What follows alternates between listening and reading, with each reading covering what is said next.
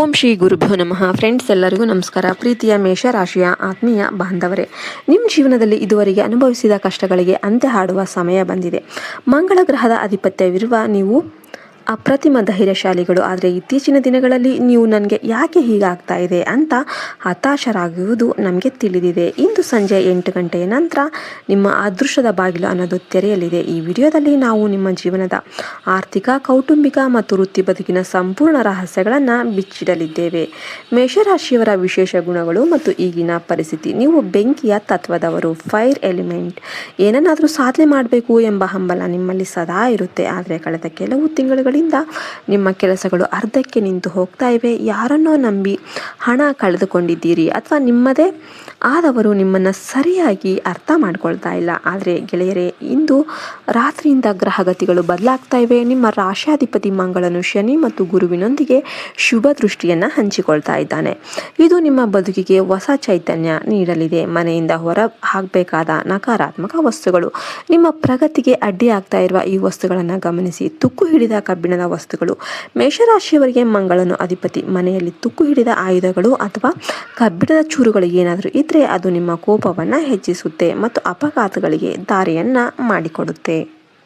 ಬಳಸದ ಹಳೆಯ ಪಂಚಾಂಗ ಅಥವಾ ಕ್ಯಾಲೆಂಡರ್, ಹಳೆಯ ಸಮಯವನ್ನು ತೋರಿಸುವ ವಸ್ತುಗಳು ನಿಮ್ಮ ಪ್ರಗತಿಯನ್ನು ಸ್ಥಗಿತಗೊಳಿಸುತ್ತೆ. ಒಣಗಿದ ಗಿಡಗಳು. ನಿಮ್ಮ ಮನೆಯ ಬಾಲ್ಕನಿಯಲ್ಲಿ ಅಥವಾ ಅಂಗಳದಲ್ಲಿ ಗಿಡಗಳು ಒಣಗಿ ಹೋಗಿದ್ರೆ ಅವುಗಳನ್ನು ತಕ್ಷಣ ತೆಗಿರಿ. ಇದು ಬುಧ ಗ್ರಹದ ದೋಷವನ್ನು ತರುತ್ತೆ. ಇದರಿಂದ ವ್ಯಾಪಾರದಲ್ಲಿ ನಷ್ಟ ಉಂಟಾಗುತ್ತೆ. ಮುಂದಿನ 4 ದಿನಗಳ 4 ಮಹಾನ್ ಬದಲಾವಣೆಗಳು. ಇಂದಿನಿಂದ ಆರಂಭವಾಗುವ ಈ ವಿಶೇಷ ಸಮಯದಲ್ಲಿ ನಿಮಗೆ ಸಿಗಲಿರುವ ಆಶೀರ್ವಾದಗಳು ಹೀಗಿವೆ. ಒಂದನೇದಾಗಿ, ಹಳೆಯ ಸಾಲಗಳಿಂದ ಮುಕ್ತಿ. ನೀವು ಸಾಲದ ಸುಳಿಯಲ್ಲಿ ಸಿಲುಕಿದ್ರೆ ಈ ಸಮಯದಲ್ಲಿ ಹಣದ ಅರಿವು ಅನ್ನೋದು ಹೆಚ್ಚಾಗುತ್ತೆ.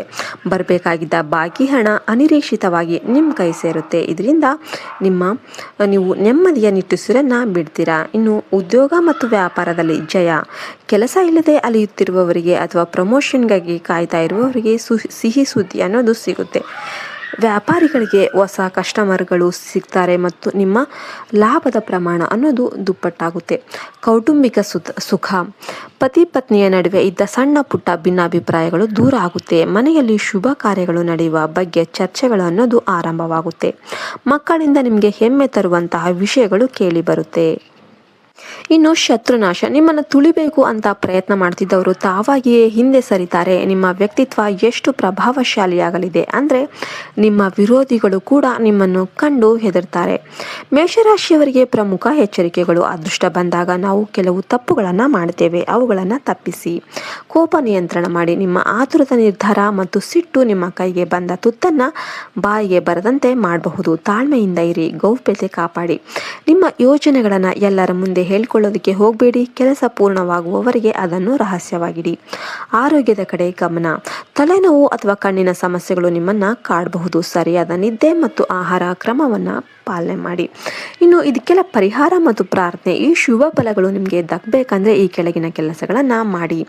ಪ್ರತಿದಿನ ಬೆಳಿಗ್ಗೆ ಸೂರ್ಯನಿಗೆ ಅರ್ಘ್ಯವನ್ನು ಸಮರ್ಪಿಸಿ.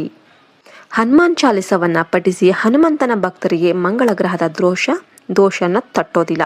ಮಂಗಳವಾರ ಕೆಂಪು ಬಣ್ಣದ ಹೂಗಳನ್ನು ದೇವಸ್ಥಾನಕ್ಕೆ ಅರ್ಪಣೆ ಮಾಡಿ.